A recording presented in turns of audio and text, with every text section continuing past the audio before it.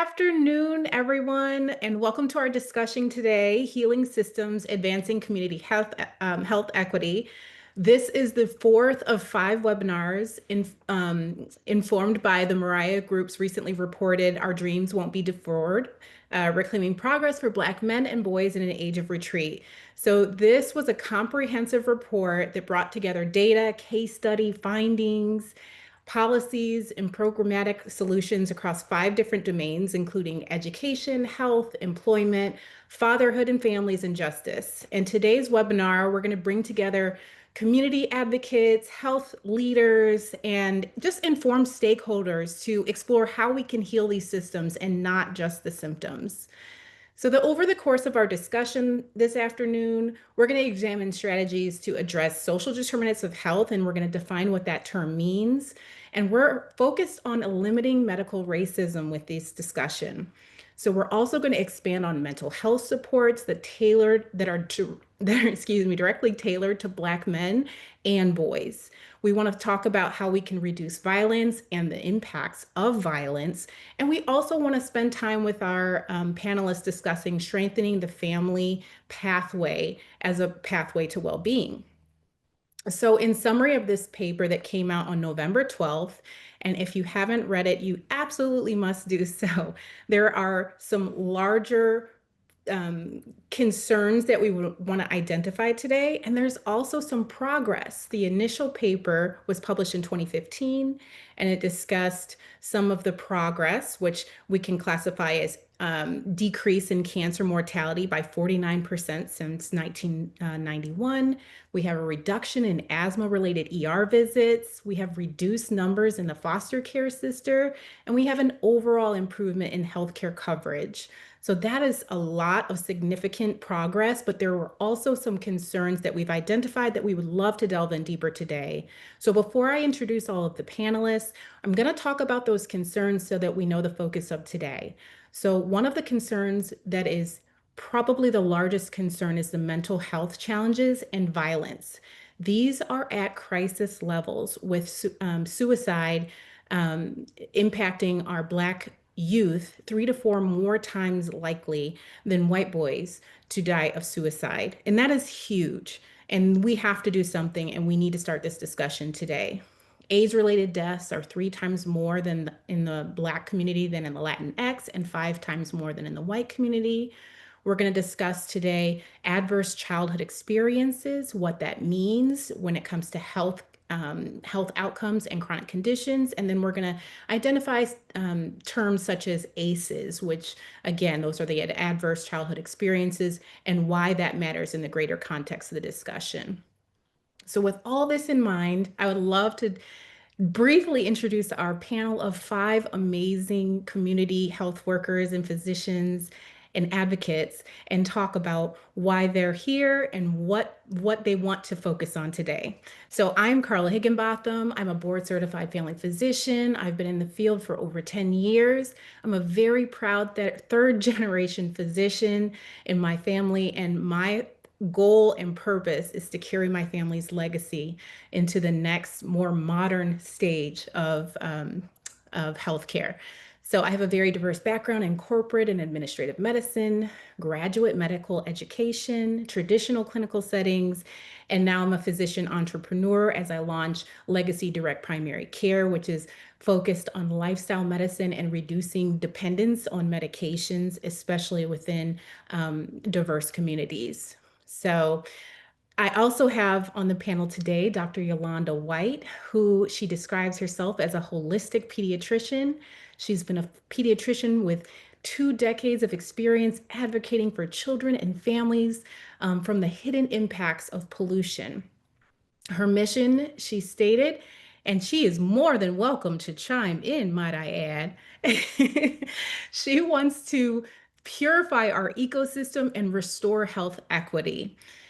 We have Shawn Blue, who's a clinical psychologist, clinical associate professor, and DEI chair for the Department of Psychiatry at Thomas Jefferson University. Boy, are we lucky to have her. She's a diplomat in comprehensive energy psychology, which bridges traditional psychotherapy with innovative mind-body approaches. So she's going to have so many impactful things for us to take back to our communities. She provides consultation and training on mental health and wellness, and she's a DEI champion. So we need her and we need more of her. Next, I have Kenn Harris, who is a remarkable national expert in the field of maternal and child health, public health. He is a champion of fatherhood, male involvement, and just general community engagement. And what an amazing way to title yourself. I think that that is incredible. And I wish everyone did the same thing that y'all do. We need more of us, y'all. And then he's also a very strong and passionate women's health and community health well-being advocate. So those are our panelists. Kenn, reflecting back on your early life and career journey, how has your life experience shaped your role in healthcare and in general in participation in our webinar today? That is so funny. So I'm sitting here, and when you say, how's my life? I went over all the 60 plus years I've been on the planet. My life has really been shaped by since my birth, because I was born at a time when Black folks were not considered fully human. So my mother's birth experience I'm very familiar with, and the birthing experience of many Black women in this country. And so just growing up in that, I grew up in the South in Memphis, Tennessee. My father was an organizer working with Dr. King and the other civil rights folks. And so we moved from Memphis, Tennessee to Boston when I was a young kid. And you may recall that history was very bad. Racism was pretty bad back then in school. So I grew up with this racism. I grew up with this civil rights, but I also grew up at a time when I know that we were always in the struggle. And so Black people's health was concerned for me as a young Black person, and then going to college, more the issues came to the forefront. And so for me, it's always been women's health. So my mom, right, and the women around my life. But when I started doing community work, I was led to work with youth first, and then I just got into women's health because of the infant mortality issue. When I discovered that Black babies die at higher rate than white babies, and again, any illness, Black people are doing worse than everyone else, right, colleagues? And so that reality kind of really led my career. So I started working in the community, just getting people engaged with the issues around infant mortality. And then I ended up in a job in maternal child health with the Healthy Start programs, continued locally, and then ended up working nationally. But fatherhood was always a big piece of that. And my own story, my wife and I have one son who's 33 years old now, but we lost our second son.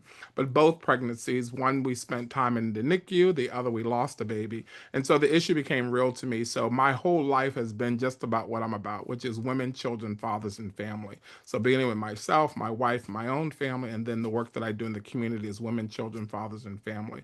And fatherhood is big for me because, as we know, we're talking about fatherhood in the 21st century, which is you cannot talk about Black fatherhood without talking about mass incarceration. And so, again, pulling those health pieces together and looking at health comprehensively. And that's why I also want to say I'm excited to be with each of you as well and the expertise that you bring, because we all need to be working together, because it has to be a holistic approach to save our families. And so that's been my life, saving Black family, all families, but certainly saving Black families has been at the top of my list, and well-being in that collective sense. And that's why I enjoy being here with you all today. Well, thank you for that. That's an incredible answer. And we are so grateful to have your wisdom, your expertise, all of that today. And speaking of, coming together to fix some of this, I would love to turn to Dr. Whyte. I actually would love for you to answer the same question. How has your life and experiences brought you to our webinar today and shaped your healthcare role? Well, first of all, thank you so much for even having me here today, for inviting me, because um, I'm sure you've probably seen on social media a lot of, maternal pregnancy issues have been, going viral. So this conversation is very timely and relevant. And I can tell you, when I also have a personal story. When I was 7 years old, I had a few birthmarks that just persisted. Most people might have one or none, and I had about 3 or 4 bumps on my skin, and I was diagnosed with neurofibromatosis. And so it's a genetic condition. We have tumors that grow in the nerves.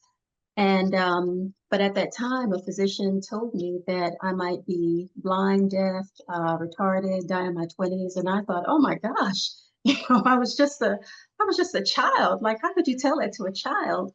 But I knew that when they said there was no cure, I knew that maybe I had to be the one to find the cure for whatever reason that in the Bible, when it said, physician, heal thyself, those words popped out at me. And I felt like, okay, I guess I might have to heal myself.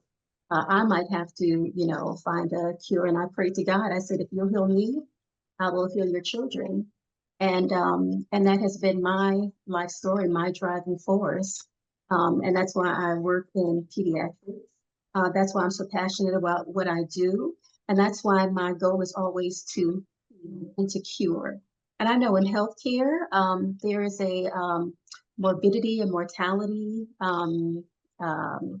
theme to it. Like we speak about that a lot. And that's why I think to my business, my virtual practice is to purify and heal, because that's what the people want. We want to heal. We don't want to be stuck in a sick care system, where once you get that diagnosis, it just turns into a vicious cycle. But I'm here and I'm glad that you all are here, and it's going to be a wonderful conversation.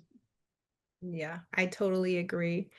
And I'm so grateful for you sharing your story. And we are so lucky to have you in the community as an advocate for, not only, speaking firsthand on your own struggle and your own history, but what a beautiful way to take that experience and be impactful in the community. So for that, we are thankful. But I would like to shift. We have so much to cover, and goodness gracious, we have so much to offer. So I wanted to start kind of focusing on let's look at mental health, because I think that the mental health crisis was the piece of the report that really stood out to me the most. I have some startling statistics straight from the report to kind of put this into perspective a bit more. So the first one, Black men are 4 times more likely to die by suicide than Black women. So that's one of the first ones that stood out. The second one is that Black boys are 3 to 4 times more likely than white boys to die by suicide. And from 2007 to 2020, Black youth, our youth aged 10 to 17, that suicide rate in that young age group increased by 144%. So I almost fell out of my seat. It was about 4 o'clock in the morning when I read that. And, I was awake. Y'all woke me up with that statistic. And then the other last statistic that caught my eye was that 81% of the suicides within the Black community, 81% of them are men. So this is a crisis. We need to leave this conversation with some actionable items that we can go back to our communities that are, that we can actually do and implement for our community. So I would love for either Shawn, Kenn, any of you can take this first question, which is, what do you think some of the most harmful taboos are in regards to health and mental health in the community? And Shawn, we'll start with you. Sure. Hi, everyone. I do a lot of work in suicide prevention, and so this topic is near and dear to my heart. And seeing in the report that there aren't a lot of suicide prevention programs that are geared towards Black youth and specifically Black men is alarming. And I'm also trained in a lot of suicide prevention programs. And my own experience is that they don't tailor well to culturally diverse individuals. And so this conversation is just imperative today. I think, some of the taboos, I think there's a lot, unfortunately. I think one of them is, seeking mental health makes you weak, or this idea of weakness. I think that came from, just some historical oppression and systemic barriers around having to kind of maintain a sense of strength or resiliency. But it's led to a lot of concerning and detrimental situations within the community. So, for example, Black Superwoman syndrome, which is a syndrome that looks at women and says that you have to be strong and you hold all of these roles, and they lead to health conditions. And there's also similar kind of format or schema around Black men, this strength of Black men. And sometimes we confuse what strength is and that it doesn't include seeking help, especially when it's necessary. And so I'm hoping we can talk more about that today. Absolutely. I think that stuck out to me too, Shawn, about the lack of the suicide prevention programming, especially tailored specifically to the Black community.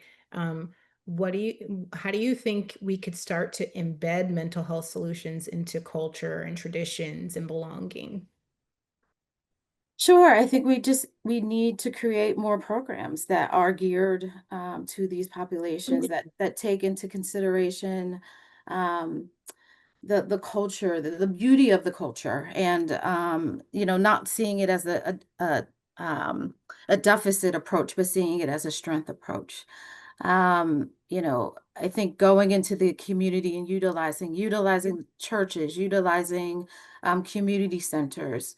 I think going to where the people are is what we're going to need to do. I think we've done that in other ways with going into barbershops to increase mental health for Black men. I think a similar way we need to do programming that just reaches people in a way that is doing that. Maybe taking advantage of the virtual space that we're utilizing so much more today, and utilizing that as a way to spread this out as well. Okay. Yeah. Thank you. Go ahead, And if Kenn. I can just jump in on that. So one of the things I've done in my long life, I'm also a licensed cosmetologist. And so in my early life, before going to college, I did work in our family salon, but the barbershops, I love what Shawn, it's hard to call you Shawn, Dr. Blue. Huh? Shawn is fine.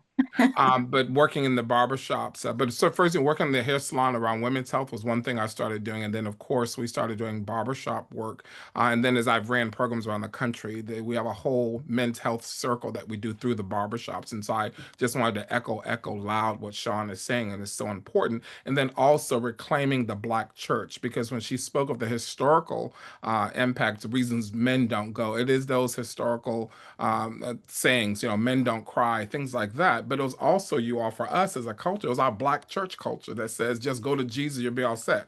I'm a pastor, so I can tell you this is the truth. It frustrated me as a kid because no one dealt with mental health because they just prayed and went to Jesus. But there's so many scriptures that let us know God wants us to come to Him for our mental health. And so I think reclaiming the Black church, because that's one of our most promising areas, because again, our country's not ready to take care of us, because something else that Shawn said that sticks out for me, and that is this culturally concordant care. We know through the AIDS movement and with culturally concordant care that when people see folks that look like them, they have better successes and engagement and sustaining that engagement. I think the same is true for mental health. And for Black men, we don't see enough men of color, never mind, we don't see enough women of color in this space, but certainly there are not enough Black folks that support the mental health. So I think there's some opportunities for us to certainly do that. And I love what Shawn's saying, because I think prevention definitely has to be community rooted and community grounded. And I think the other thing to keep in mind, last two things, is one is our language. And so I love it that today we're talking about well-being, because if we can kind of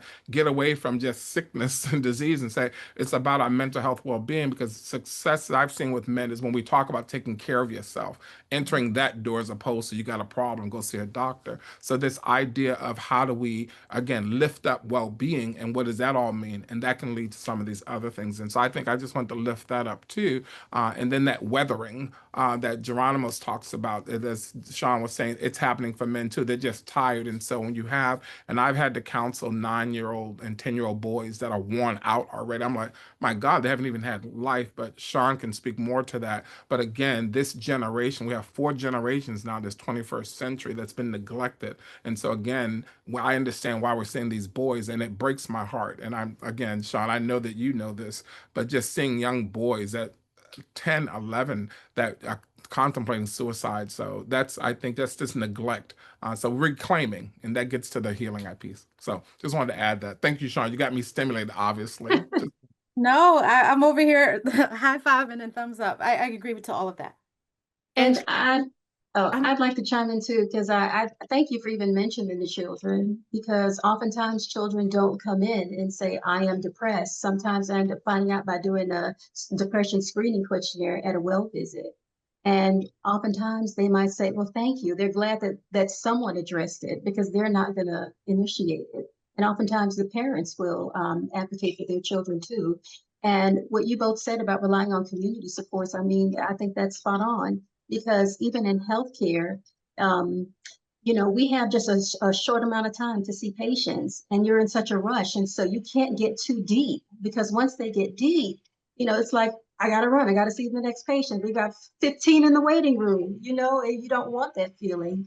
And it's unfortunate how our healthcare system is structured, in that it's wonderful that 94% of children in America have health insurance, through the CHIP program. But when it comes to mental health supports, those are limited. And in fact, there are some children who very few will take Medicaid, or the Medicaid types of insurance. And so therefore the waiting list might be 6 months, so therefore I tend to encourage a lot of patients to do telemedicine through mental health, or look to community support. And one resource that I find that we have been really underutilizing is 988. And that's the suicide and crisis line. They're there. They can dispatch you to your local, to your state. They can dispatch a mobile crisis unit. And also there have been a few times where I've actually had to dial 911 for a few patients, and they all three happen to be Black males. And believe it or not, to my surprise, six men would show up. Like, we would have police officers, firefighters, EMS workers showing up, and strong authoritative men in that capacity, supportive, empathetic, kind to these guys. When I tell you, I would see their affect improve like instantly, just to see that they have support there, that strong men care about them. And to my surprise, even a few weeks later, the police even did a welfare check. I never saw that side of the police. We're so used to seeing brutality, the brutal side. But I think we should, and it just encouraged me, like, maybe we should be using them more for child welfare. But then again, I mean, you never know. It can be a double-edged sword, because you don't know who you're going to get. But I think having a physician initiate the call, maybe that was what, made a difference. But yeah, utilizing all the resources that are at our disposal would be. Yeah, that is, I'm thrilled that you brought up 988. I actually on social media just did a whole post about it, because there's such little knowledge in the community about that. But they have licensed clinical psychologists, and people, just if they're not clinical psychologists, they're trained. They know exactly what to do. They can do wellness checks. These are trained individuals. So if you have a mental health crisis, or you witness a crisis occurring and you need backup to figure out what to do next, or family members, or that is an excellent resource. But before we move on in the conversation, I really wanted to make sure that Shawn was able to introduce herself. So Shawn Blue, I talked a little bit about you, but that's not the same to talk about yourself. So tell us what brought you to this webinar today. I appreciate you. Thank you. I as I was hearing the other stories, it also sparks kind of our journeys through this work, and how we've gotten to healthcare. I think for me, my mother worked in the school system in Philadelphia, and so I would tag along and help her in her classes. And I think, just seeing she worked with we use a term that we don't use anymore, but it was EMR back during that time. But helping the students and just seeing how students were kind of labeled with certain diagnoses like ADHD and attention deficit disorder. And so, seeing some of those things, but seeing some being mislabeled by that. And so that started off this kind of curiosity and some advocacy around how do we kind of be better at diagnosing and at providing services for our inner city youth. And so that started it. I mean, I've always been fascinated by the nature nurture question, and how different environments shape us, and some of the resources that different individuals get, and how that creates their way into the world. And then, of course, with just my cultural identity, I just was really passionate around creating some advocacy for my own community. And for some of the reasons that we brought up, some of the limitations of religion and trying to work and partner with churches to be able to provide that mental health specialty, but then also just bringing mental health to the community, seeing the importance of it, and also just advocating for us to take care of our whole selves, and also not being apologetic for the way that we are responding to oppression.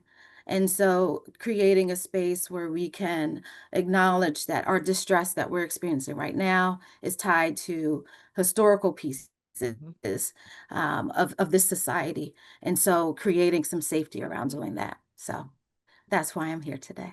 So amazing. We are so thrilled to have you. And that is such an amazing journey. What a benefit and a blessing to have you in this community. And Alvin, Akibar, we got you. We are so Wow. excited to see you. So, what we're doing, I would love for you to tell the viewers and share with us, your experience, your journey that has led you to participation in the webinar, but also your role in the community. Yeah, absolutely. Thank you, Karla. I'm Dr. Alvin Akibar. I am a psychologist by training, and I currently work in the nonprofit sector as systems change director at a financial empowerment and economic justice organization called Prepare and Prosper here in the Twin Cities. So a lot of my research background has been in the kind of health psych side of things, understanding how like identity, particularly intersecting racial and sexual and gender identities, map onto mental health and kind of what factors really shape those trajectories, because we see really strong associations between discrimination and negative mental health outcomes, whether it's anxiety, depression, substance use, sleep problems that also translate into cardiovascular illness. And so one thing that I really got to see was when my doctoral work was looking at the ways that intra-community discrimination, so experiencing, for instance, like racism within LGBTQ spaces as a queer person of color, or experiencing, again, like homophobia, transphobia within your own like racial and ethnic community, was actually even more harmful on top of the existing discrimination folks get from outgroup. And so it was just trying to understand what kinds of structures and factors we can actually pull at to make this like to really address some of these issues, because a lot of the typical coping mechanisms that we see for other forms of discrimination don't really map on when it's your own people, right? It hits harder when it's your own people because it adds that layer of projection, it adds that layer of distance from the resources and your coping strategies from your community. So a lot of what I wanted to do following that was just kind of build out the structures that make it more possible for folks to support each other. And that tends to happen when folks are able to live well. And that led me down the rabbit hole of the economic justice side of things, understanding how our systems and structures shape the kind of world that we get to have, access to the resources we need. Because when it comes to these social determinants of health, like 60% of them are financial. Do you have a safe place to lay your head at night? Do you have the money you need to handle adversities? Do you have food, right? Do you have access to decent health care? And all of these factors I'm finding like are pretty lacking on the whole. And it's like the answer is people need money. But coming into this from the lens of someone in Minnesota now, who moved up here from Texas and previously New York City, seeing how like Minnesota consistently ranks in like the top 10 states for quality of life, economic opportunity, mobility, life satisfaction, all of that. And then you break it down across groups and you see the real story. So if we were to, but if you were to hazard a guess what it looks like for Black folks in Minnesota and for Indigenous folks here too, I'd imagine you probably would take some time before you realize that there's a reason there's a nickname Mississippi. We tend to rank in the bottom 3 for a lot of these same outcomes, like a lot of the same like economic mobility, life expectancy, like a lot of these deep and persistent structural racial disparities are absolutely tanking the opportunities that are present for so many other people. And so a lot of my work now is trying to disentangle like how we actually bridge that, because we have folks here who are some of the most industrious, who are most business owners, but are gate kept from those primary wealth building opportunities that help them create the stability they need to build healthy lives and healthy families. And a lot and it still just comes right back to like I've seen so much beautiful Black power building in the Twin Cities, and seeing how much that has had to come up against this this hill of just structural violence and kind of passive aggression, Minnesota nice, like look the other way. I would love to continue to give folks the resources they need to advocate, to shed light on a lot of this darkness and speak truth to power, and really to validate like it's not it's not just you, it is this strange, this juxtaposition, like it is this weird, and it's okay to note that it's been more and more challenging to try to make a good life for ourselves and for our kids. Very thorough. And now we get it. I totally see it. And they need you there.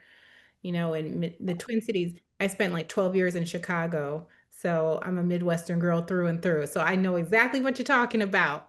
But Dr. Whyte, I want to pull you back in because the other day you said something to me, or to us as a group when we were discussing things, and it will tie two concepts together that Dr. Akibar was talking about. So Dr. Akibar spent some time talking about the social determinants of health.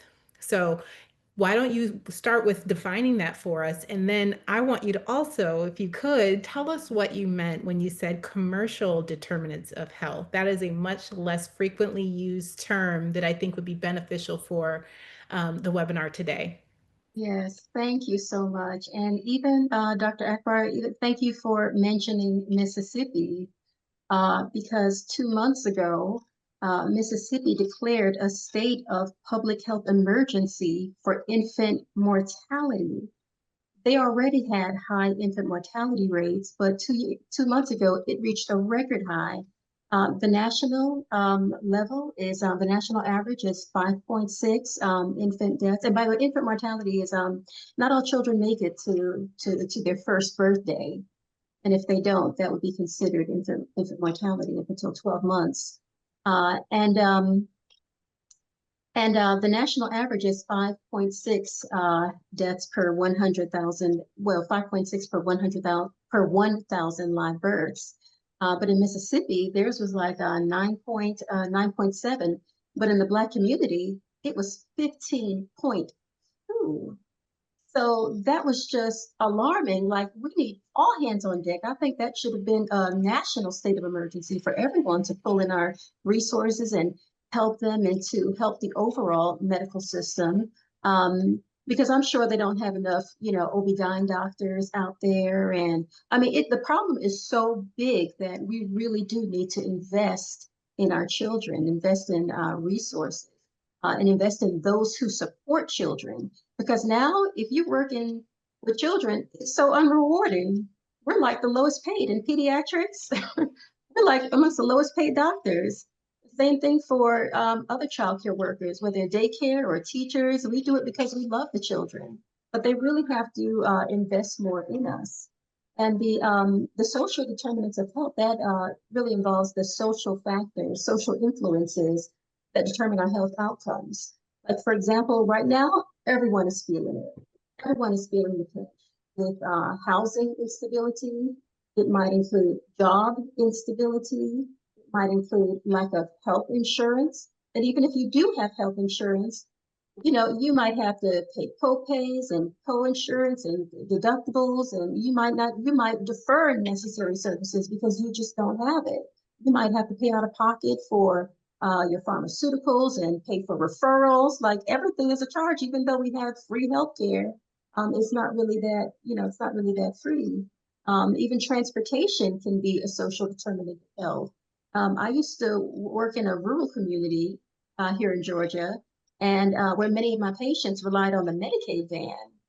And sometimes I would see a patient at 1 o'clock in the afternoon, and I will walk to the front and I'll still see them at 4 p.m., at 4 o'clock. And I'm like, why are you still here? And they're waiting for the Medicaid van. There's some communities that didn't, I mean, back then we didn't have Uber, but, they didn't have any transportation, no buses, no train, no car. It was the Medicaid van or not coming to the doctor at all. And that was just something that was very new to me. I thought, oh my goodness. And they can't walk, 5 miles with 2 young children. It was just not possible. But But that would be an example of, the social determinant of health, and even environmental as well. And because many of our health disparities are actually influenced by environmental factors. We tend to, as African Americans, we tend to live within closer proximity to point sources of pollution and not even realize it or think, oh, that's just normal. It's just normal. Oh yeah, like I used to drive to work one day, and I used to hate stopping. I used to try to beat the red light, beat the traffic, so I wouldn't have to stop at the red light at this one corner where there was a landfill, because the car would stink and I'd have to roll up my windows. And I hated that intersection. And when I told other people, they were like, "Oh yeah, that's just the landfill." Oh yeah, it was normal. But I'm like, it's not just a landfill. Like, it emits pollutants into the air and probably emits pollutants into the water. And when there's a weather change, like say a storm or what have you, and you have a garden, yeah, it might pollute your food as well.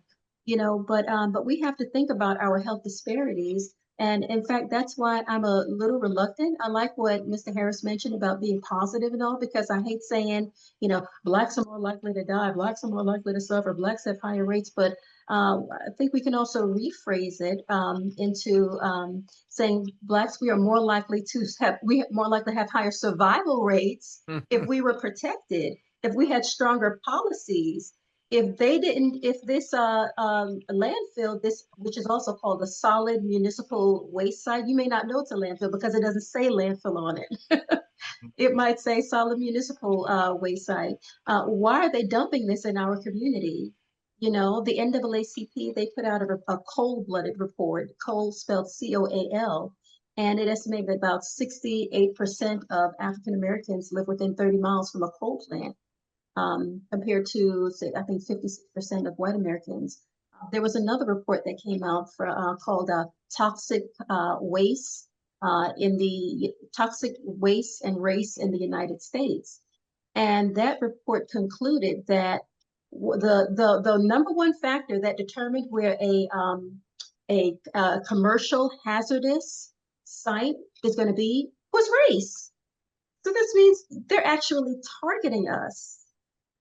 This is environmental racism. This is environmental violence. And so when we think of our health disparities, you might think, well, I have diabetes because, yeah, I have a sugar tooth. And you might have a sweet tooth, but there are other factors. These other chemicals can be endocrine disruptors or hormone disruptors that can, exacerbate, your current predisposition to diabetes. We might think, well, we have high blood pressure because, yeah, some people do pour salt on their food before they even eat it. I've seen it. But maybe we need nutrition education. There was a report called Unequal Treatment published in 2003, and it was to address health disparities, because the leading thought was, well, Black people have health disparities because they're just not going to the doctor, they're not taking their medication, they're not compliant, they're lazy, they're sedentary. But in fact, the report concluded the opposite. It shifted the blame on the medical profession. Like, the medical professions and institutions, they were not referring us to necessary referrals. Like, say, if you have any kind of nutritional disorder, nutritional condition, high blood pressure, diabetes, stroke or weight or what have you, you should be referred to a nutritionist. If you do have a mental health condition, don't just think, oh, you'll get better, or just come back if you're not fine, if you don't get better. No, refer them right then and there to a mental health therapist. We weren't receiving our preventative screenings. And like say, you should be screened for cholesterol. That's how we screen for heart disease. You should be screened for your blood pressure at every visit. And even now, the blood pressure guidelines have been lowered. Which I think it is a good thing, because so many of us are still getting strokes, even at younger ages, even children, even people in their 20s. Like, now, the environmental pollution problem is so bad. Like, we're already deep. We're already deep in it, and a lot of that has to do with the corporations, like with the commercial determinants of health, because these corporations have to be held responsible. It's either through their actions or their omissions is what's making us sick. Like if you know that your industry, whether it's a coal, fossil fuel industry, whether it's a coal plant or a gas plant or a chemical factory, if you know that it's emitting pollutants into the air, just put a pollution control filter, just spend the money, just invest it. And many of us try to advocate so hard in the environmental space. But you know what they do? They transfer the cost to us. And they already get money over money, like the fossil fuel industry, for example. They receive more subsidies than any other industry in the world, according to the International Monetary Fund. I mean, they are multi-millionaires, but yet this past, even before the summer, this past spring, we went through a horrible heat wave throughout the whole country. In fact, in other parts of the world too, where our energy burden was just through the roof. People were complaining that their electric bills went from $200 to $400, a month with barely increasing their air conditioning.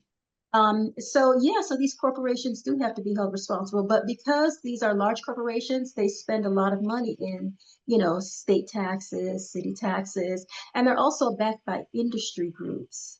And so they have the money to influence the laws and the permits. And so many of them will get permits. They'll say, okay, you can emit these, pollutants into the air. You are permitted to do so.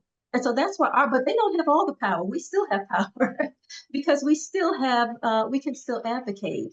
We can still vote. We can vote them out of office. Here in Georgia, where I'm at, we have a public service commission. They should just call it Public Utilities Commission so we can know these are for our utilities, but they call it service. But anyway, they've had a monopoly and they've allowed the energy companies to, financially abuse us in the way that they have.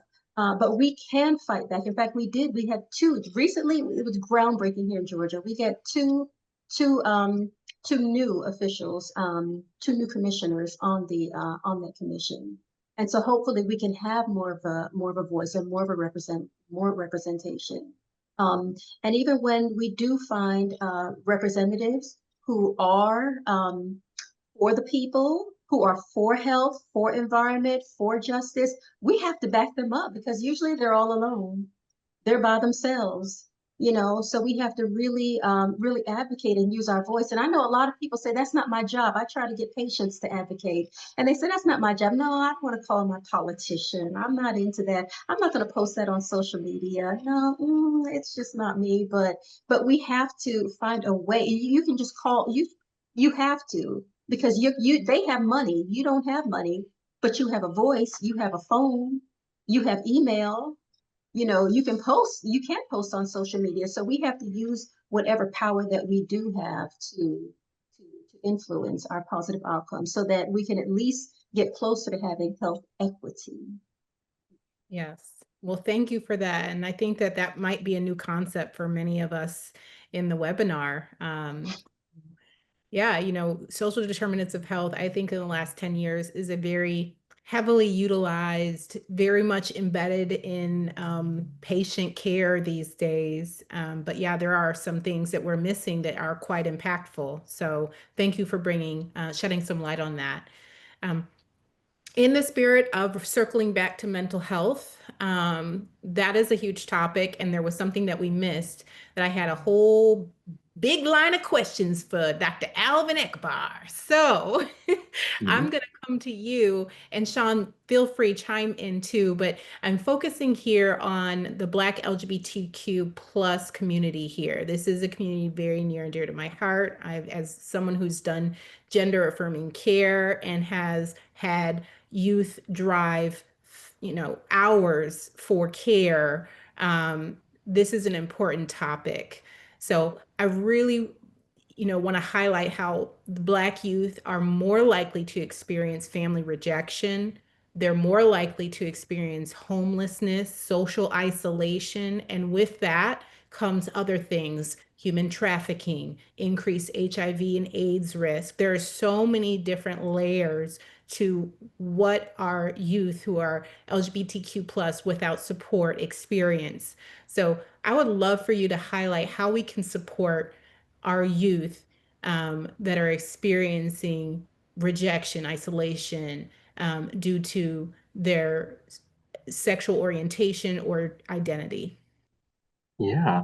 And thank you for naming that, Karla, because I think that's the big thing. It's not just that all, our Black LGBTQ youth are just disproportionately lean towards like the only thing that we tend to see for LGBTQ folks is like maybe a slightly higher risk of anxiety when everything's going well. And that just comes from being a little different. But that's not that, but it's not actually like at the clinical level when you have the right support.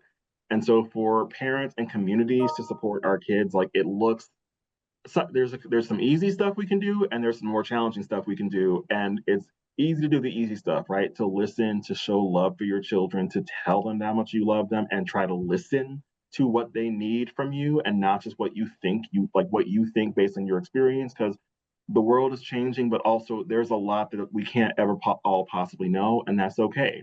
We can listen to the folks who we love, right? We can hold them close and let them know we love them, and we can listen to them when they tell us how they receive love too, because they are coming up as their own people. And if you give them a chance to, and you build that relationship, they will tell you like, hey, when you say this thing to me, when you do this thing to me, it makes me feel really loved, or it makes me feel like I don't matter to you, or like you don't, that you don't hold me close. But when you do this, like I like sometimes they can't even articulate it, but they can, you see it on them, right? They move a little, they move a little higher. They have like shoulders a little squared. They feel more confident so that even when they face challenges, because the rest of the world's still out there, right? Folks are still going to do what they're going to do, but the resources that start at home and in community, like that is the buffer against all of that negative outcome we see from discrimination from the rest of the world. Like those pathways get interrupted when you pour into your kids and you show them exactly like not just what love looks like, but what their value and personhood looks like. The harder challenge is, especially with the community, some generational curses need to get broken. There's some casual acceptance of religious trauma, of homophobia, transphobia, treating anything that folks don't understand or LGBTQ identities as like a white issue. And the reality is, all you do with that is position your kids in such a place that now they can't, like, they already going to face racism within white spaces, and that doesn't change just because they're white queer spaces. But now you've also created a place where they feel like they aren't Black enough and they also don't have your support. And so it's that double jeopardy of identity conflict, which creates its own issues, creates more barriers to forming community. And we already a small pocket of the group. So it's already hard enough trying to find a place where you feel like you belong in this world. And especially our kids are seeing so much. They're facing violence in the classrooms. They're facing increased rates of expulsion, suspensions, and conduct criminalization. Like there's so much they're already dealing with. Like the least we can do is try to make at least a handful of spaces within that family unit, within that community that says, hey, we may not have everything figured out, but we got you, right? We care about you. We love you. We will learn. We will educate ourselves. There's a wealth of information. And honestly, if you give them some time, a lot of kids will be happy to teach you what they know and point you at resources. Your mileage may vary because TikTok is a little wild sometimes, but really trying to have spaces of learning and love and sharing is going to be the biggest thing, and pouring into them a sense of solvency in their identity, even as it's still being formed. Because that's what they use that's the shield, that's the armor they put on to go out into the world and face what the world's going to give them. Huge, so impactful. Those are such important words. But I love that the foundation of it all is listening. That's something that we all have the ability to do and, be a support person. And even if it's not your own family member, if it's a friend, if it's a friend's child, if we are auntie uncle culture. That one thing we gonna be as Black folks, we gonna be somebody's auntie, uncle. So be that loving and listening uncle or auntie. But I did want to highlight, you mentioned a concept that we really haven't identified or defined really, which is the adverse childhood experiences, or the Mm-hmm. talked about that earlier.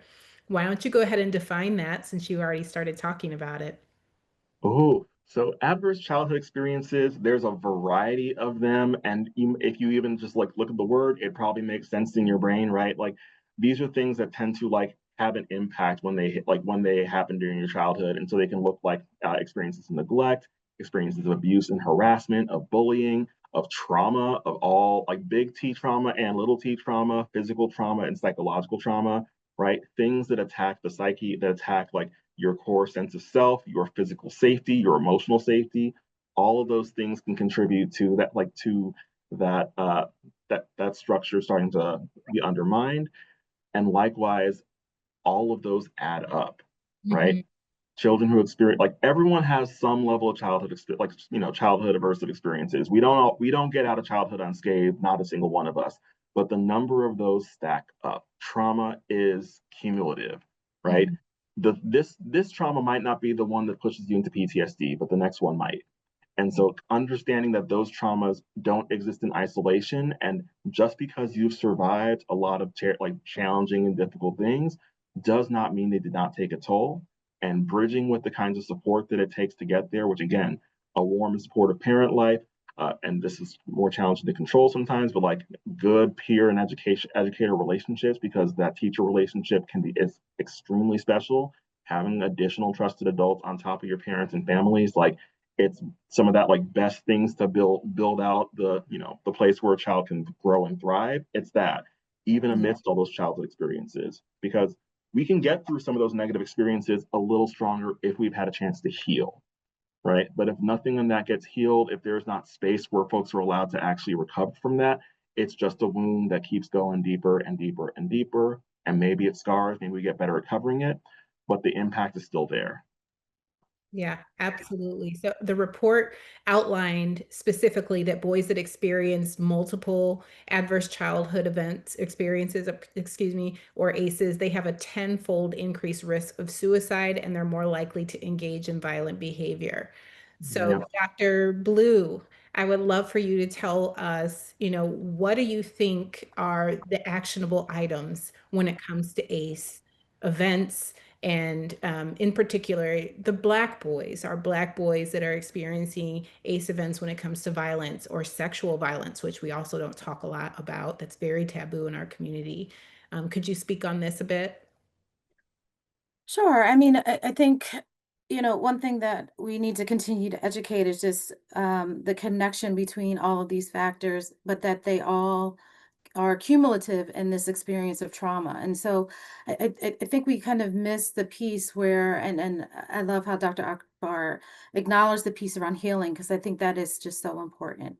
And in multiple ways that we heal, collective community healing, but also the healing that all of us on this panel provide in our communities. And so, it's almost like a where do we start with all of the ways that we can kind of be supportive around this, but I think representation, I think we mentioned this a little bit earlier, but the importance of that space of having culturally affirmative providers, even if they are not identifying as being marginalized, but if they are trained in how to be culturally affirming. I recently have shifted to uh, uh, decolonizing and liberation theories as a psychological approach, which is basically just encompasses the idea that oppression is a part of the marginalized experience and that we have to acknowledge that. And a lot of our traditional mainstream psychologies do not do that. And so, thinking about how we shift our support for our community is also important. I think also tapping into the decolonizing and liberation theories, but the piece about partnering with the community. I think there's a lot of times where we work in silos with our work, but the importance and the respect of utilizing indigenous healers, utilizing healing spaces, and so I think healthcare is a little slow with that piece around fully embracing those additional kind of community based interventions, but I think it's definitely important. I think partnering with primary care and family medicine providers and all specialties, because that is the funnel, right? A lot of times people go to their appointments and then are referred for treatment. And so having that connection and that collaboration is really important.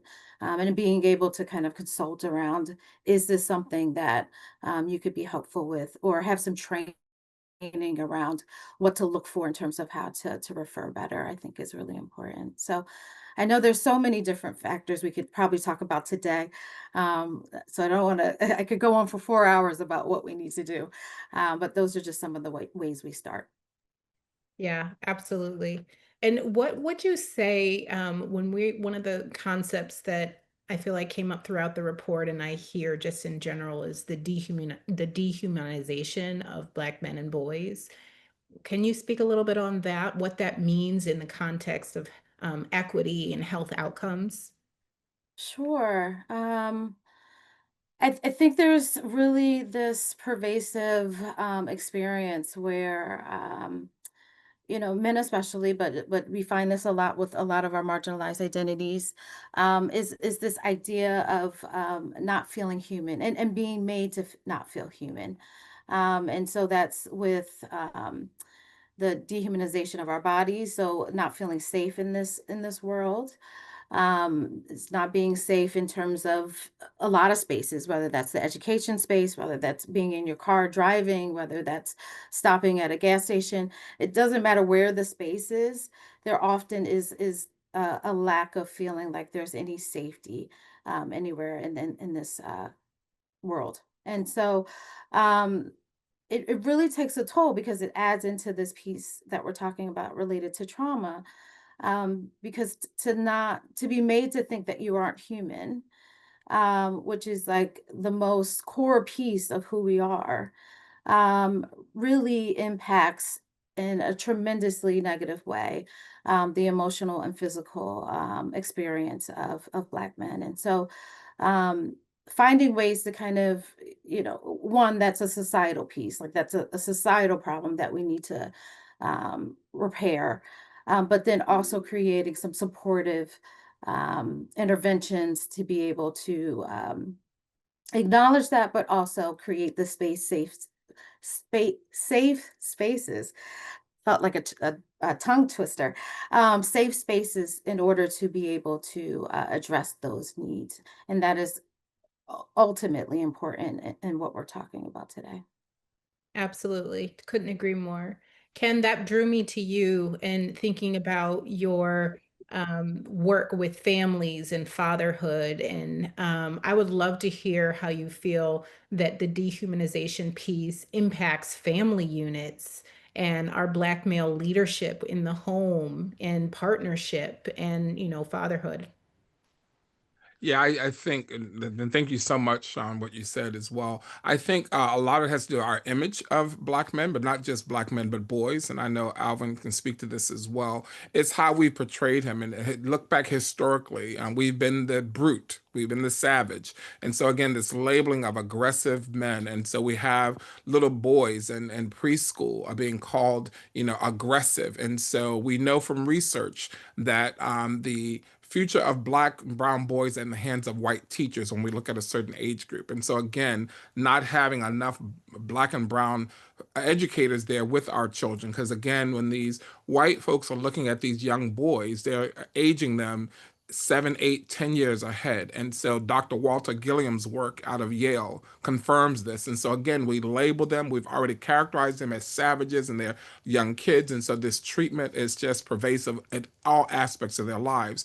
And what's really powerful for me, and that's that impact on mothers that are carrying babies. To hear women of color, Black women, afraid when they find that I'm having a boy child, especially because they know what's going to happen. And so to hear women that say, I don't want to have a boy child because I know what's going to happen. So I think it just contributes to the instability that we find in families, the fear that's already there. We all still have to do the speech. My son's 33, but I gave him the speech, but even he lives with us. And today when he's out with his friends, I'm still worried that he may get get stopped and things like that. And he did get stopped by police 2 blocks from the house. And as you all know with the statistics, that's the case. These young boys are right close to their family. And so I just wanted to point that out. And I think, again, the other piece, and we talked about this earlier too, this Dr. Arlene Geronimus's report on the weathering. So again, this stress and worried about your children, and now we worry about our little black girls in school because of the way white men are treating young black girls. And so this violence that's just been allowed, it's a stressor on that family. So definitely, so the mental health, that's why we see the increase. And then young boys are literally scared, and that's why we see the suicide ideation early. And so it definitely has a terrible impact. The other thing I wanted to mention too, Alvin, when you talked about the generational curses. And so I grew up in church, and I hated that term when I grew up. I was like, everyone trying to pray these generational curses. They need to act better and treat their kids with love. That's what they need to do. So I'm glad that today we have epigenetic science. So we know now we can call it epigenetic trauma. And this trauma is living inside of the body. Again, looking back in our history of enslavement, this trauma is living in the body. And so when we start inflicting that on each other, right, Alvin, we're just building up on the trauma that's there. So that's what we're seeing. And now we can address it. We know better, we should do better. And the other thing, I'm glad we're talking about ACEs as well, but I also want to point to Dr. Wendy Ellis's work at Georgetown, which is the pair of ACEs, where she talks about adverse community environment or experiences. So again, Yolanda, your conversation, and that's really a great report because it talks about the community aspects of the violence, the environmental hazards. That is really important because I can be all healthy in my household, tell my little black boy, you're the best, and so my little black girl, you're the most beautiful, and all of that. And then they go outside and have to deal with that treatment again.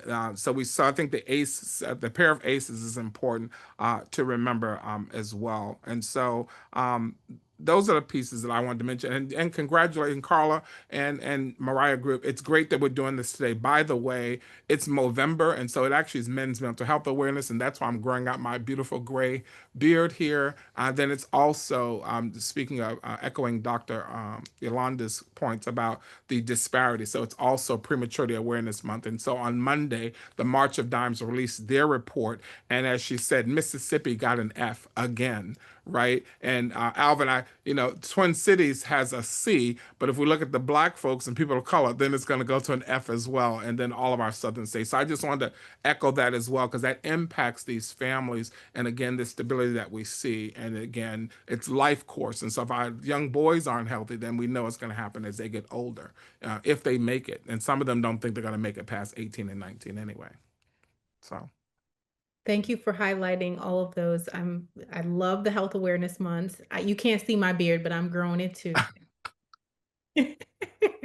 But I Right. want to pivot back to something that you said, because everything that we're talking about, at the end of the day, it really does come back to the Black family, how we are interacting as family members, community members. That's another type of family, church families, all our chosen family friends, right? So all of these things matter. So I think we need to talk about how that family unit, especially in the setting of male bonds, directly impacts well-being and health outcomes.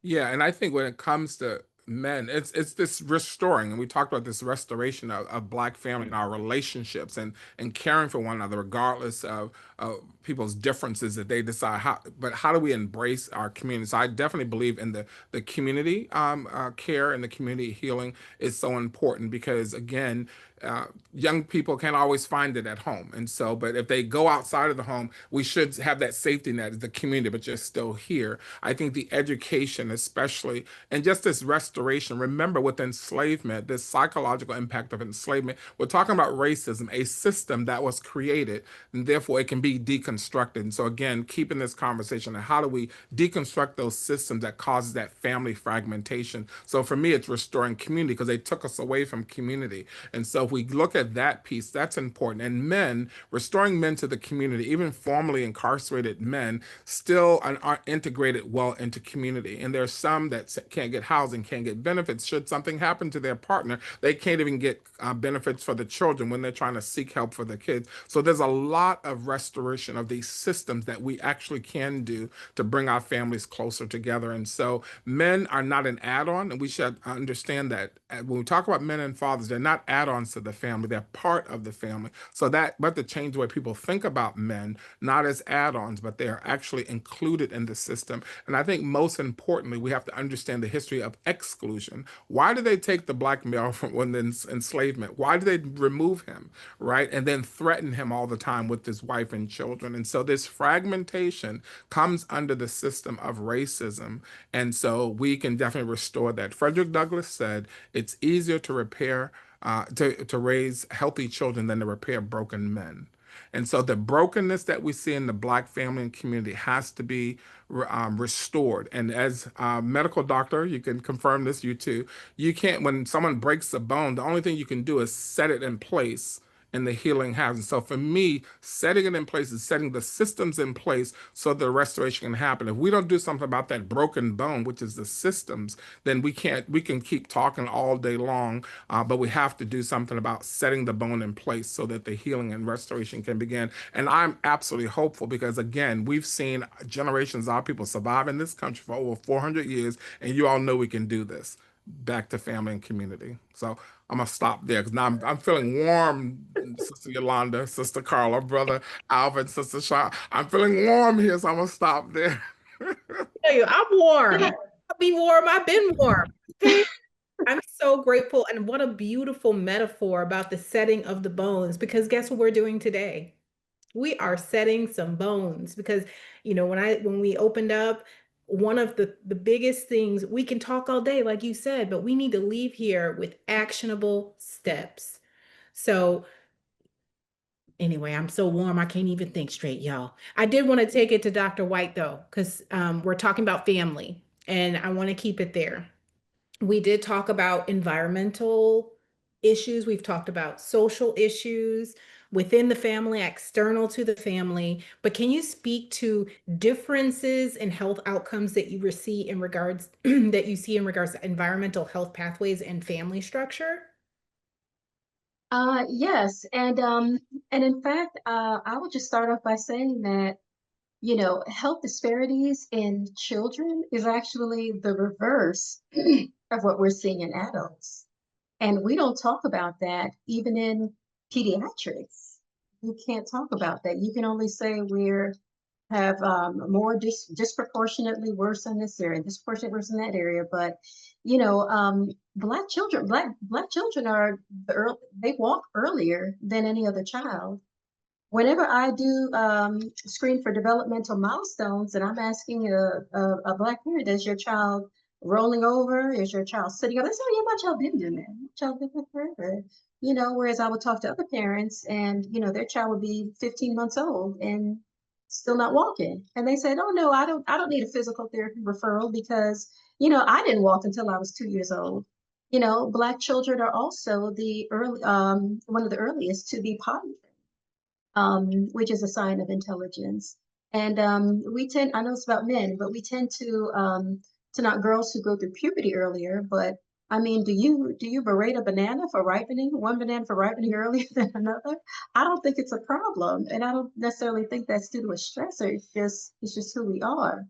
But even looking at the adverse child experiences, 3 in 4 high school students experience an adverse childhood experience, and that can cause a chronic toxic stress response.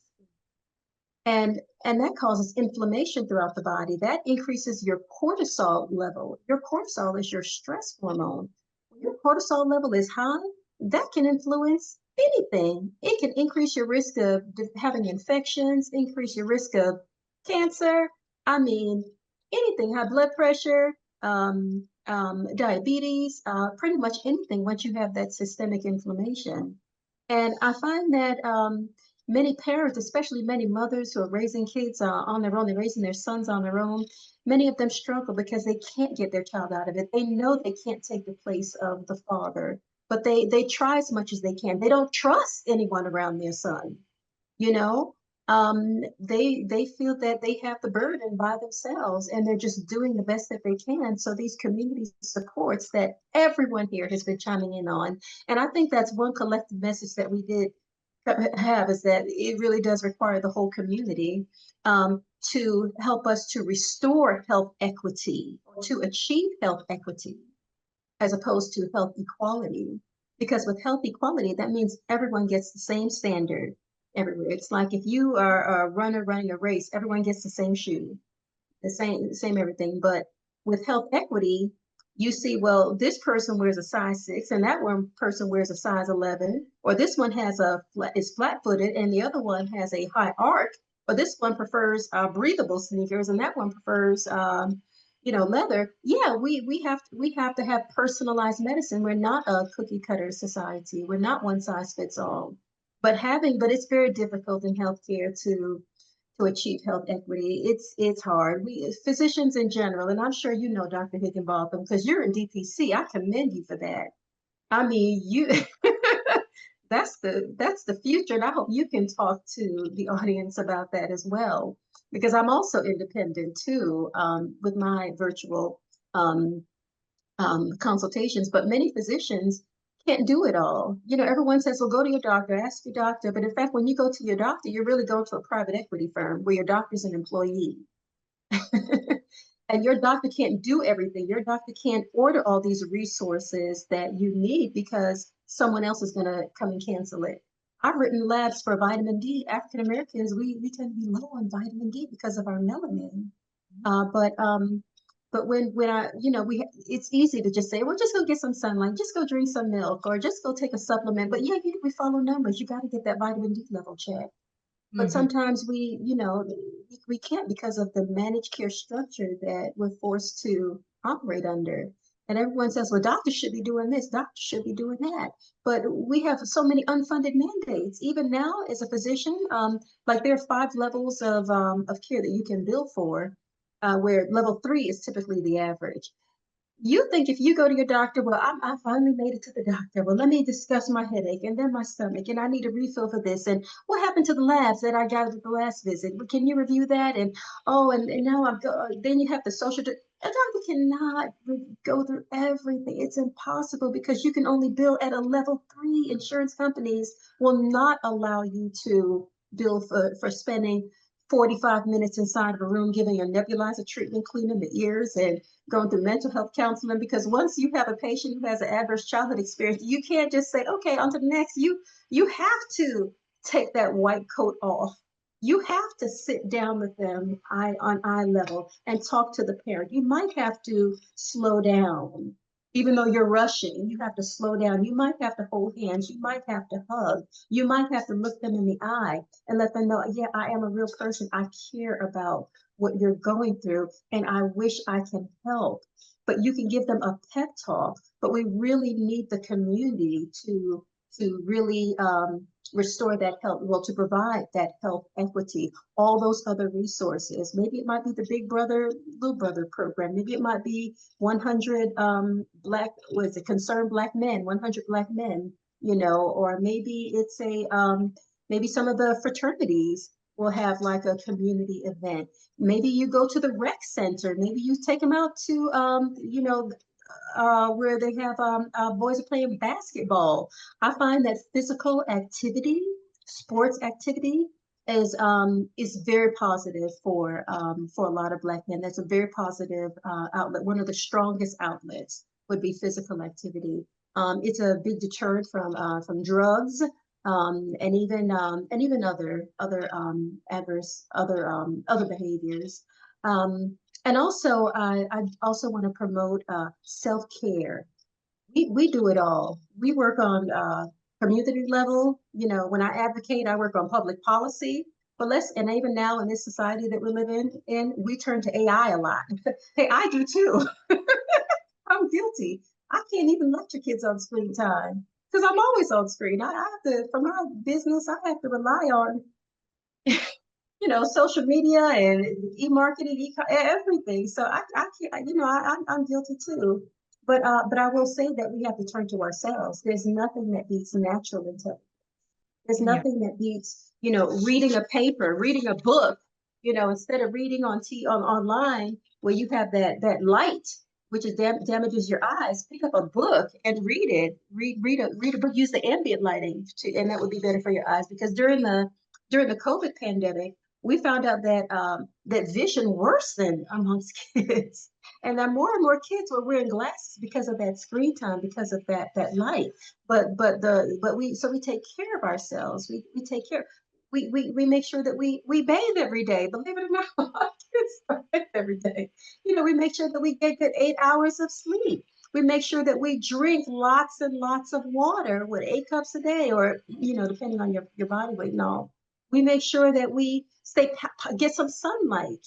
We make sure that we eat healthy. Yes, eat fruits and vegetables, and do the things that, we, even if we don't want to do, make sure that we still do it. Put forth that effort so we can develop that discipline. We can develop that, that hard work that builds character, because then we get the long-term results when we invest in ourselves. So instead of looking to everyone else we still need everyone else, because kids, that's what kids expect. They're a child. We should be nurturing them. We should be protecting them. We should be looking out for them. And I think right now, they're growing up at a time where we're seeing a lot more hostility, a lot more even strong personalities, passive aggressive, gaslight. We're finding everyone's doing it.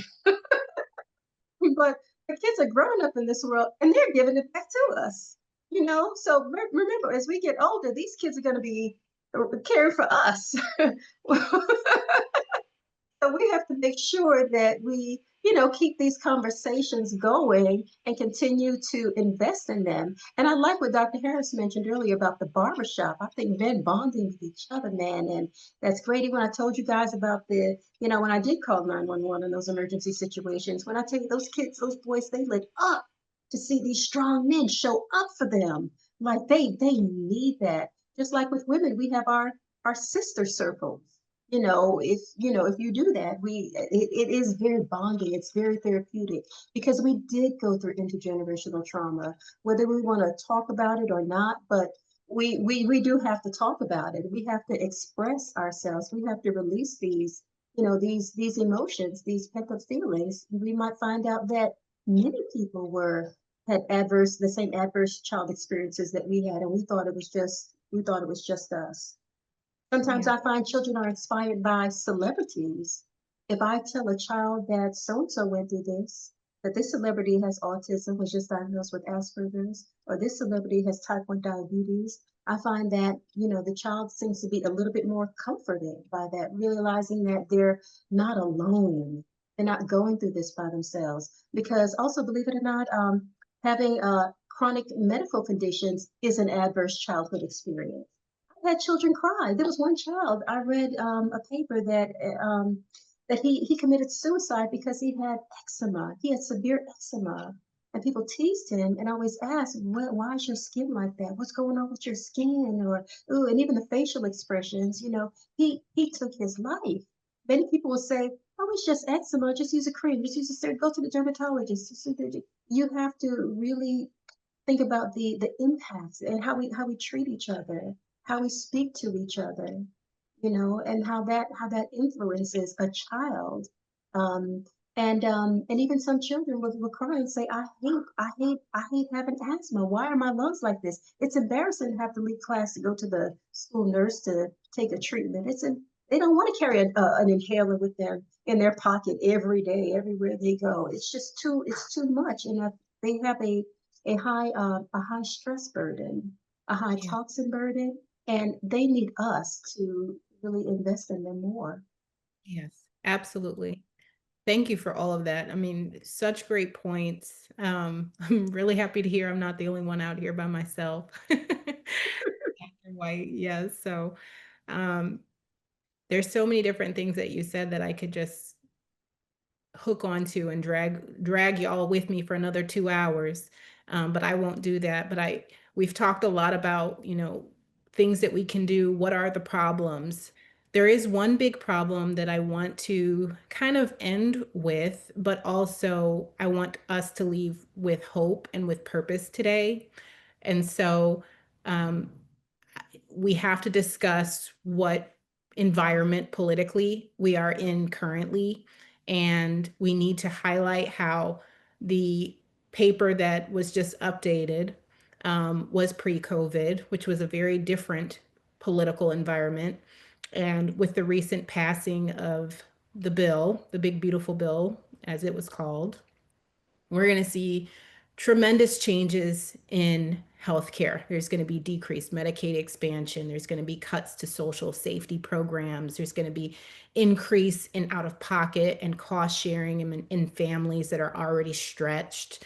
There's going to be these work requirements that may or may not work for families, and there's no discussion about what that looks like. There's caps on student loans for physicians and lawyers up to 200,000, which is going to directly impact and lead to remarkably less representation within the healthcare sector. So we have challenges ahead of us, and there's so much work to be done. So what I would like each of us to do would be to go around and say that one. I want you to identify just the one big takeaway from the report and one bold recommendation or bold step that we can take forward, knowing what we're up against. And I'll go ahead and start with you, Dr. Akbar. All right. So first up, I think for me, a big take home from the report is that there's a lot of challenge, but there's also so much promise.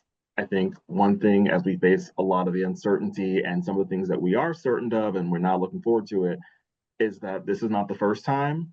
And I want to really amplify what Kenn said earlier. Like Black folks in this country have been thrown everything under the sun, and every bad thing that happens to every person will they'll find a way to to put it on Black folks in America. But that doesn't mean that we have not survived more and worse, and that we have found ways to build joy and community and care for one another, and that we have found ways to call our systems to account to build a world that works better for us. So while the world seems glum and a lot of things are moving forward that are antithetical to any kind of ethics of care or community, we have power in our community. We have the ability to care for one another and see each other through a lot of these challenges.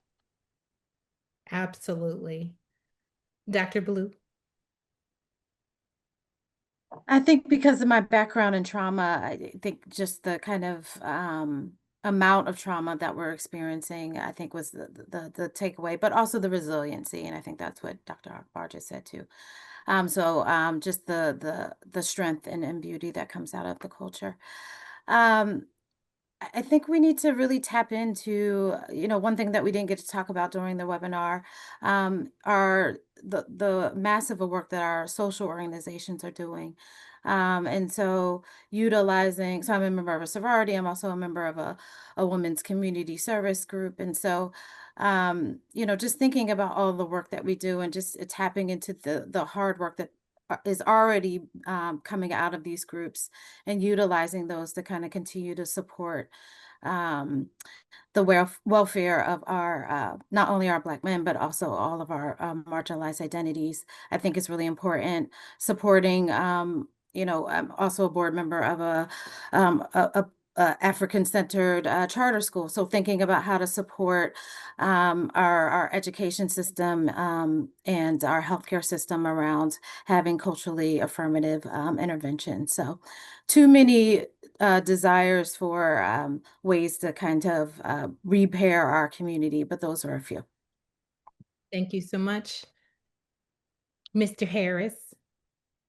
Yeah, first I'm going to shout out to Kappa Alpha Psi because they're a fraternity that's working with SIDS and Black babies dying. So again, engaging as Shawn was saying, engaging these groups that are doing good work. So I think for me, from the report, I would say just framing this moment as you started. And so I think this report calls for courage and collective action. It's not just a publication. Again, the fact that you're following up is awesome. So again, you're calling us to courage and collective action. So we have to shift from crisis response to true systems repair transformation. So advocacy and action is what I'm taking away. Ooh, Thank you so much for being with you guys as well. It's wonderful. I love that. I love that. Thank you for that. And Mhm. Dr. Whyte? I like that the report highlighted some of these successes as well and positive changes. And I think we should ride that wave. We see what works, we examine how it worked, study the blueprint, and try to reproduce it. Absolutely. There are definitely some wins in there, and we have people that are dedicated. We are dedicated and we are out here. And I think the one that I would say my biggest takeaway is to not be afraid to change your path.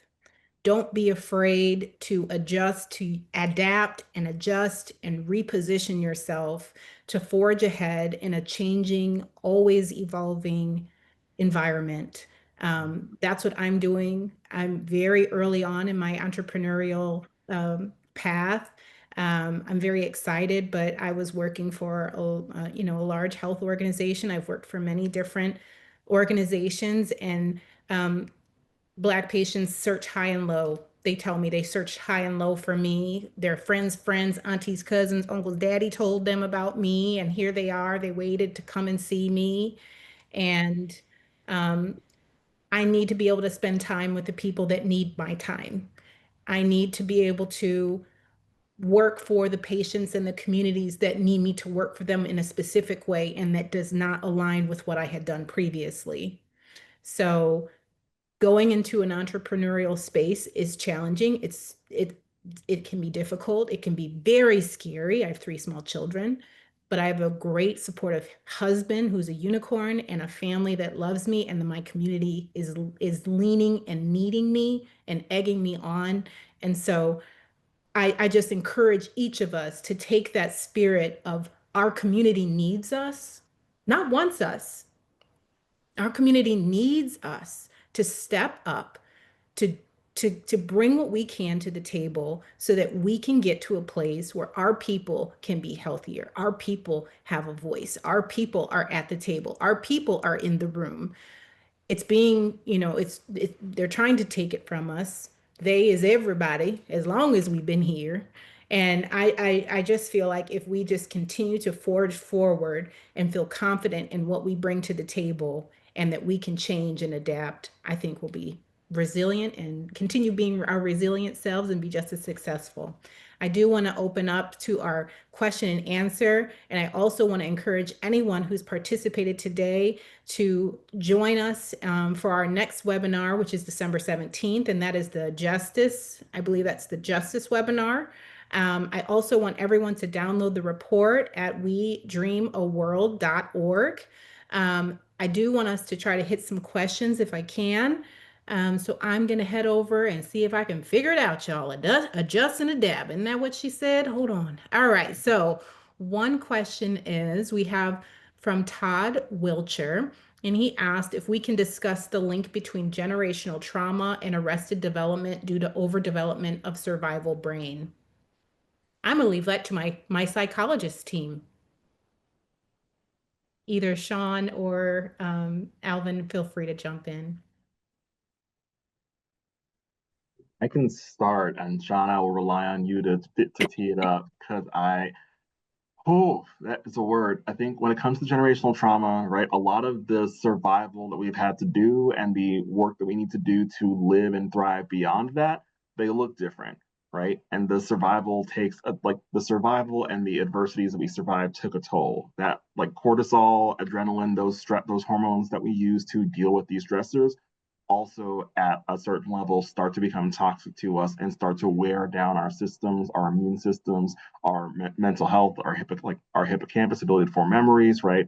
So making sure that as we bring our young boys into adulthood, that we are actually addressing and creating environments for them to slough off that stress, to have a space of refuge because otherwise, we know that we're going to have to send our boys out into the world to try to survive what the world is going to throw at them. But having a space where they get to, like, to use a rough metaphor, to finish baking, right? Like, they're still in such a sensitive developmental place as we are, like, even, puberty doesn't end until we are in our mid-20s, right? But creating a place where folks can kind of finish up their development in a safe and care, or at least as safe as we can make it, a refuge and nurturing environment, it creates the kind of space where we can learn to live beyond just survival when we get the chance to.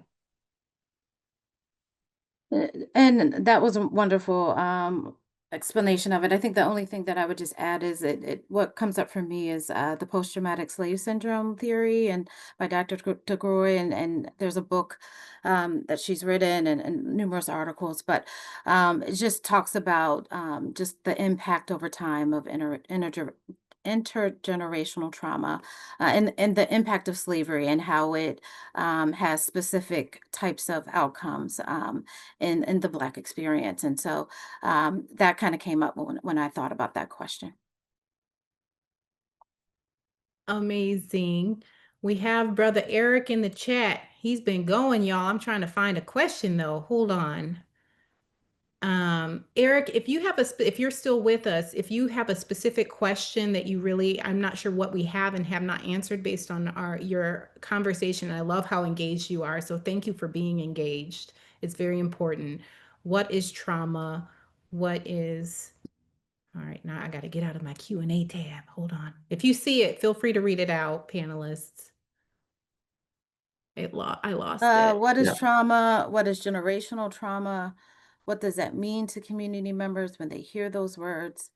How can community members recognize it if they don't know what it is? Oof, all good questions. Fair questions. So we'll start with what is trauma? Yeah,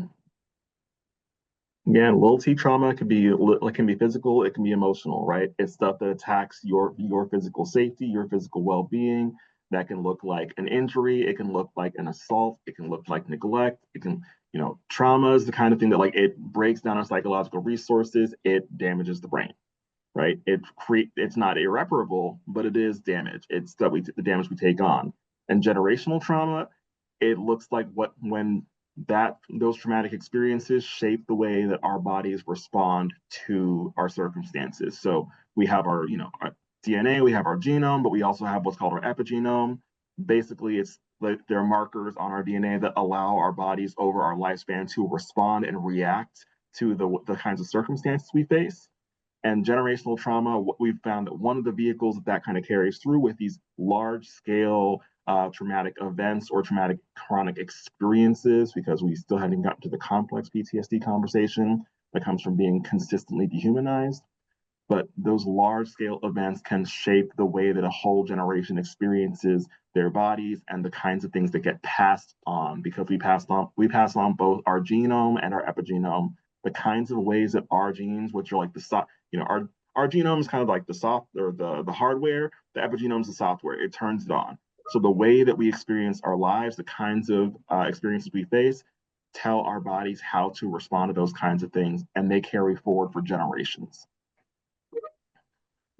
Absolutely. And I would add to that it's a very unique experience. Everyone has their own unique trauma in addition to that, because someone may view one trauma differently than someone else, and everyone's experience and then their family unit and how it's hard to really just say what one trauma is across, and that's equal across the board, if that makes sense.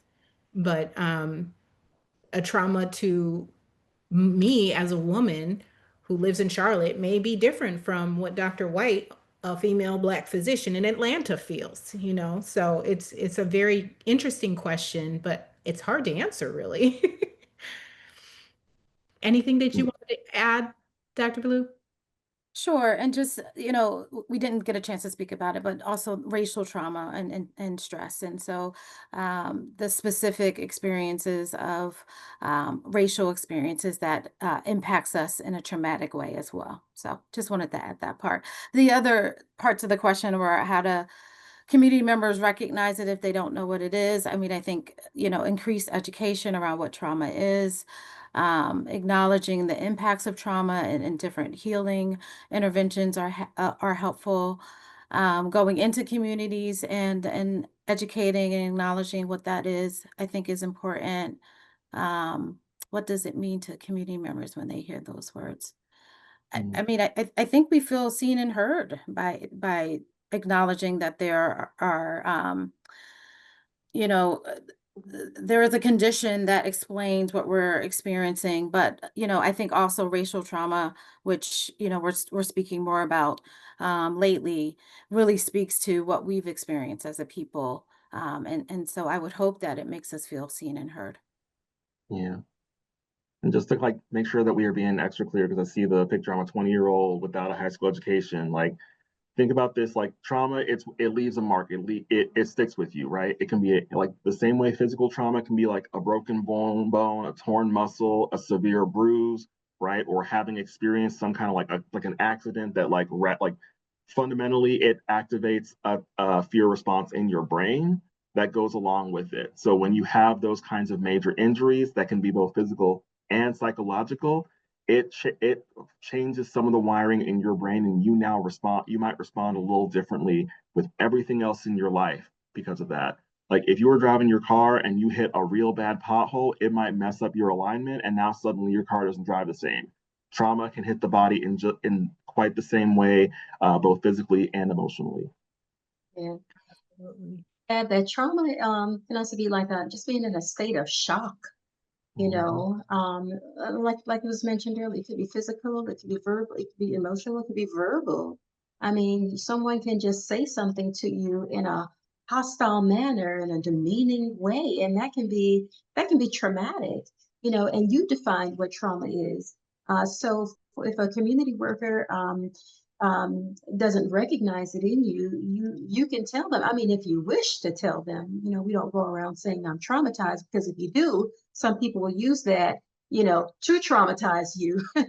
but yeah, that trauma can definitely lead to stress. But yeah, you define it, and also don't be fooled. Don't be dismayed if someone tries to deny your trauma, with gaslighting, or say, oh, well, I didn't mean it like that, or it wasn't that serious, or it was a car. You're not hurt. It was like just a car accident. Like you might have been traumatized if you saw a deer, come at you. It's just that state of shock.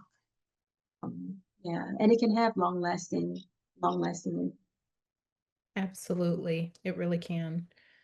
Okay, so our last question, and then we are going to close out this wonderful webinar today, everyone, would be from Lakeisha McDay, and she wanted someone to speak to the importance of school-based clinics in partnership with federally qualified healthcare centers and other community resources, such as community health workers, mental health professionals, etc. And I honestly think we've touched on this throughout the entire conversation. It takes all of us that are deeply rooted in the healthcare system to partner with not only our schools, but with our workforce, our immigrant population, everyone in the community benefits from access to care, whether that's an FQHC, whether that's a DPC, whether that's a large hospital organization. That access to someone who can help, who can identify or recognize or confide or advocate, those are the things that matter. Being able to have access to someone who can, move you to where you need to be, to the next stage, identify a referral source, help you in whatever that process that you are seeking them out for. So if anyone else wants to speak to that, feel free to. Yeah, I feel that school-based clinics should really be funded, because not all schools have a clinic.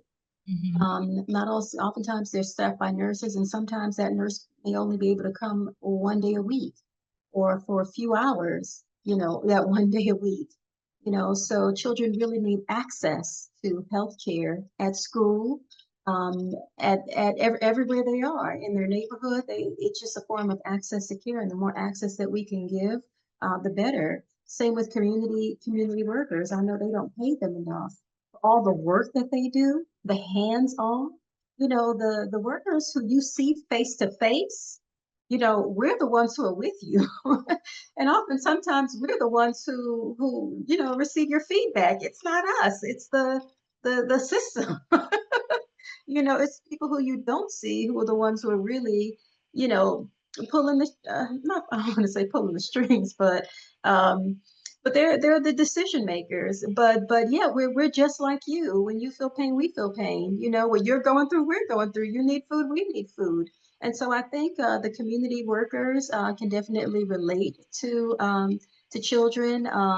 The federally qualified healthcare centers. I used to work at one, and yeah, they help patients who don't have insurance, and they help to address the social determinants of health, helping to yeah, increase access so we can get that health equity that we need and deserve. Excellent question. Well, I think that's everything, everyone. Thank you so much for your time. Panelists, if you're able to stay behind, I think we're going to take a photo. So thank you to everyone. And I just appreciate the Mariah Group. Don't forget to hit up the website if you have not read the paper. I think the link, I just want to make sure I say it correctly. Let's see. It's in the chat. Yes. Okay, I had it, y'all. WeDreamAWorld.org. I almost said .net. But anyway, thank you so much. Everyone have a wonderful day and be in good health and wellness. Happy holidays.